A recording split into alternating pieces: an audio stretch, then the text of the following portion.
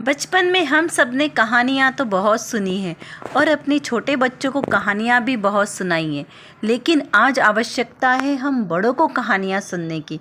तो क्यों ना हम सुनते हैं ये छोटी सी कहानी। इसका शीर्षक है भ्रम। एक बार एक कागज़ का टुकड़ा हवा में तेज वेग से उड़ता गया और एक पर्वत के शिखर पर जा पहुंचा। पर्वत ने उसका बहुत आत्मीयता के साथ स्वागत किया और कहा, भाई यहाँ कैसे पधारे? तो कागज़ ने बड़ा अकड़ कर जवाब दिया कि अपने दम पर। जैसे ही कागज़ ने अकड़ कर जवाब दिया कि अपने दम पर, और तभी हवा का एक दूसरा झोंका आया और कागज़ को उड़ा ले गया। अगले ही पल वह कागज़ नाली में गिरकर सड़ गया। और दशा एक कागज़ की जिस तरह से हुई, वही दशा हमारी भी है कि जब जब जीव अकड़ता है तब तक उसका पतन होता है।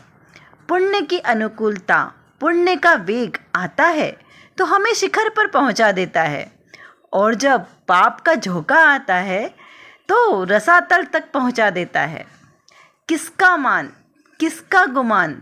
संत महात्मा कहते हैं कि जीवन की सच्चाई को समझो। संसार के सारे संयोग हमारे अधीन नहीं है, कर्मों के अधीन है, क्योंकि कर्म बड़े बलवान हैं। कर्म कब कैसी करवट बदल ले, कोई भरोसा नहीं है।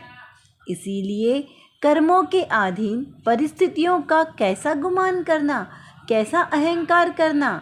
बीच की यात्रा वृक्ष तक है, नदी की यात्रा सागर तक, और मनुष्य की यात्रा परमात्मा तक।